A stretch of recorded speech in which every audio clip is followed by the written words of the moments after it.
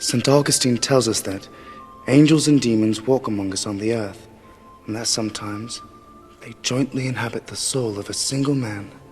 Sexual chaos and hedonistic delights have been a staple in the horror genre since the beginning of time. In life, we're told to shy away from the sins of the flesh and be sated by the drudge of the day-to-day. Yet at the core of the ego, id, crave excess.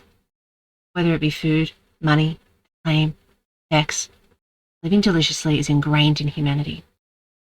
So much so that they banned it as soon as the dude got a chisel and proclaimed that it was naughty in a desert. We pretend that we are pure and demure within society's norms. But who of us does not dream of indulging in excess without reservations? Hey everyone, welcome back to my channel.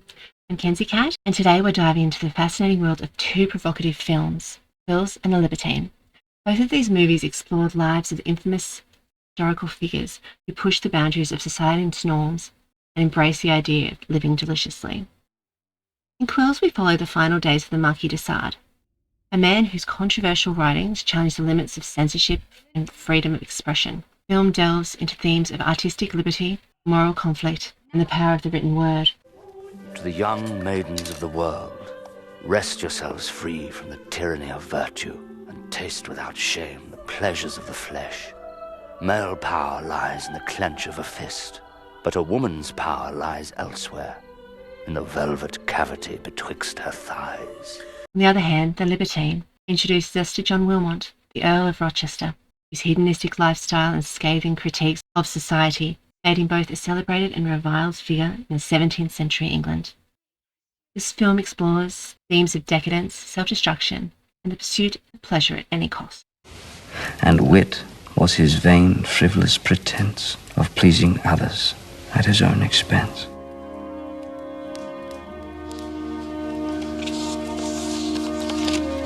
Both the films offer a rich tapestry of themes that intersect in intriguing ways.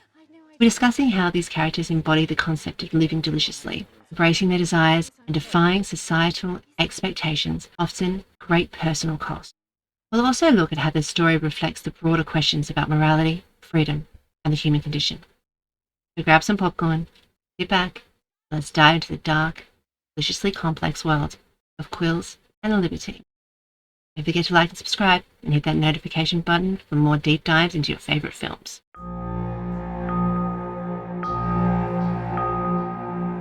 Quills is a film about the infamous Marquis de Sade, played by Geoffrey Rush.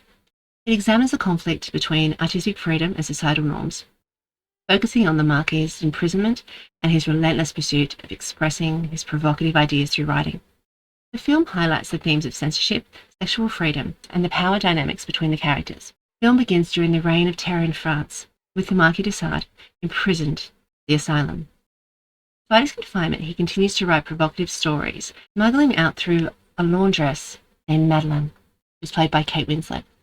Madeleine secretly delivers the manuscripts to a publisher, leading to the publication of these scandalous works. The asylum is overseen by the Abbé, played by Joaquin Phoenix, who initially supports Marquis's therapeutic writing. However, the situation escalates when Emperor Napoleon orders all copies of the Marquis's latest book, Justine, to be burned, and the author executed. To enforce this, Dr. Royal Collard, played by Michael Caine, a strict punitive doctor, is sent to the asylum. He imposes harsh measures to silence the Marquis, leading to a battle of wills between the Marquis, the Abbé, and the doctor. In the film, we witness the stark contrast between appearances and reality. The doctor, who outwardly embodies saintliness, marries a young girl from an orphanage, barely out of childhood. However, behind closed doors, he subjects her to abuse within the confines of their marriage.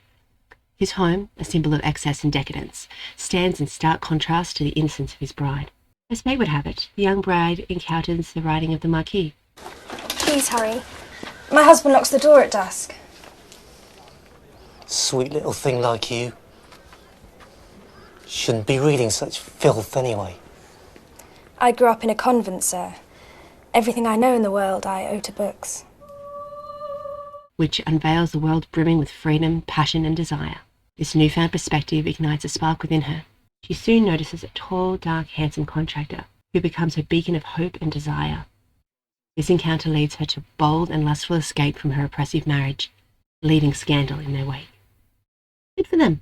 As the Marquis's writing becomes more subversive, the Abbé confiscates his quills and his ink, The Marquis continues to write using wine, blood, and other materials. The tension culminates in a tragic, dramatic conclusion, exploring themes of censorship, freedom, expression, and power of art. Quills masterfully exposes the hypocrisy of those who claim to be righteous. It juxtaposes the innocence found within the depraved and the lie concealed behind the facade of piety. The film delves into the stark contrast between the sanctimonious veneer of the just and the raw, unfiltered honesty of the damned. Through its narrative, Quills reveals how those who are outwardly virtuous often harbour the darkest secrets, while those deemed sinful or immoral can possess a purity and truthfulness that the so-called righteous lack. Why was it you never took her by force? Mr. Sade did not. Was it impotence? Never! Then it must have been love. I fucked her countless times. And all the while, she pleaded for more. We inspected the body. She died a virgin.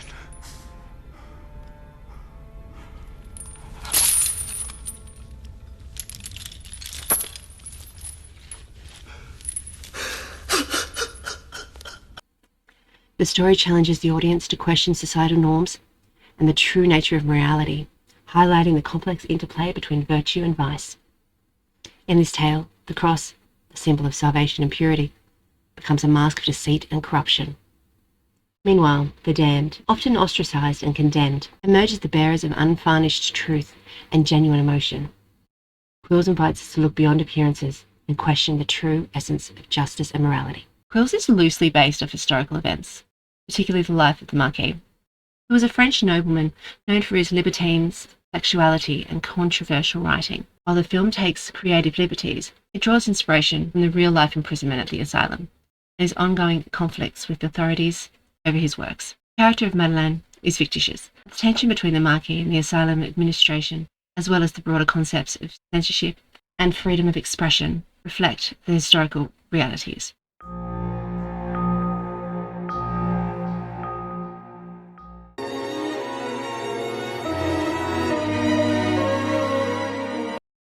The Libertine, 2005, is a period drama film directed by Lawrence Dunmore, based on a play by Stephen Jeffrey. It stars Johnny Depp as John Wilmot, the second Earl of Rochester, a notorious poet and libertine from the 17th century England.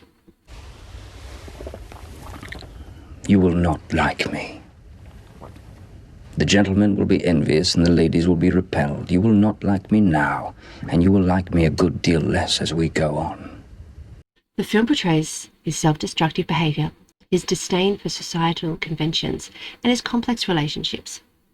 It delves into the themes of excess, consequences of hedonism, and the struggle for artistic expression in a repressive society. The film is set in 1675 and follows the life of John, who is known for his hedonistic lifestyle and sharp wit. The story begins with Wilmot being recalled from banishment by King Charles II, played by John Malkovich, who needs his help in the House of Lords. Despite his return to favour, Wilmot continues his debauched ways. Wilmot meets and becomes infatuated with Elizabeth Barry, Samantha Morton, a struggling actress. He decides to mentor her, and under his guidance, she becomes a celebrated performer. You have obtained a reprieve for me. Yes, madam, but there is a price.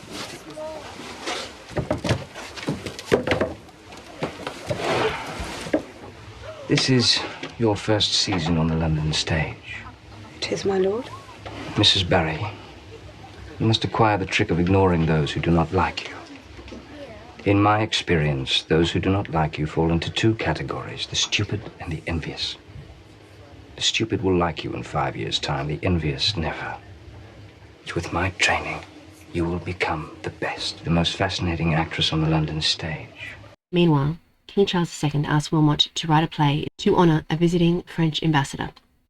Instead, Wilmot writes a scandalous satire, Sodom, or the quintessence of debauchery, which mocks the king and his court. As Wilmot's health deteriorates due to syphilis and alcoholism, he undergoes a transformation, converting to a religious man, for death at the age of 33. The film explores the complex relationship between Wilmot, Elizabeth Barry, and King Charles II. Wilmot's mentorship of Barry evolves into a deeper, albeit tumultuous, relationship. I wish to be moved. I cannot feel in life. I must have others do it for me here in the theatre. His interaction with the king highlights his rebellious nature and his disdain for authority. You're desperate. What we need to celebrate is life itself. Well, I'm obviously the man for that. The movie delves into themes of decadence, morality, and the consequences of a life lived without restraint. Wilmot's self-destructive behaviour and eventual downfall serves as a cautionary tale about the perils of excess. Set during the Restoration period, the film provides a glimpse into the cultural and political climate of the time. The return of King Charles II to the throne and reintroduction of women to the stages signifies historical backdrops. The film's dark and gritty aesthetic mirrors Wilmot's turbulent life. The cinematography and period-accurate settings enhance the immersive experience, drawing viewers into the 17th century world. Johnny Depp's portrayal of Wilmot is intense and unflinching, capturing the character's charisma and inner turmoil. Samantha Morton's performance as Elizabeth Barry adds depth to the narrative, showcasing her transformation from a struggling actress to a celebrated star. The Libertine is a compelling exploration of a historical figure whose life is marked with brilliance and debauchery. It's a film that resonates with the themes of morality and the human condition, making it a fascinating watch for anyone interested in complex characters and historical drama. Ask yourself what you want from the theatre. I want the passionate love of my audience. I want, when I make a sweep of my arm, to carry their hearts away, and for when I die, for them to sigh for never seeing me again. Till the next afternoon.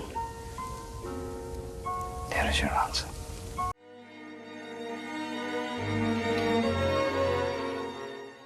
Both Quills and The Libertine delve into the lives of controversial historical figures known for their provocative and rebellious nature. Here are some of the common themes and elements. Historical settings. Both films are set in historical periods, with Quills taking place during the French Revolution, The Libertine in 17th century England. Controversial figures. They centre around real-life figures who were notorious for their scandalous behaviour.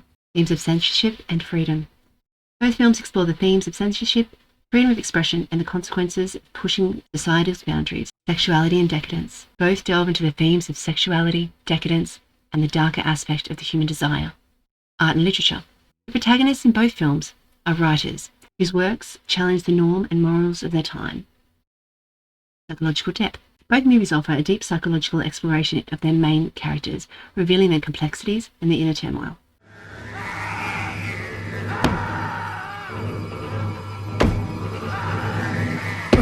But in order to know virtue, we must acquaint ourselves with vice.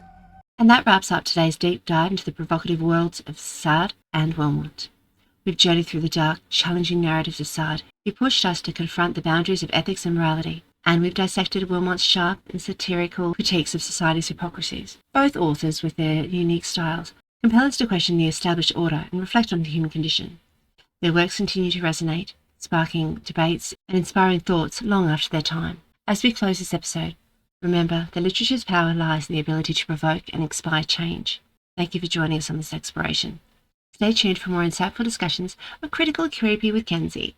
Until next time, keep questioning, keep exploring, and stay scared, kittens.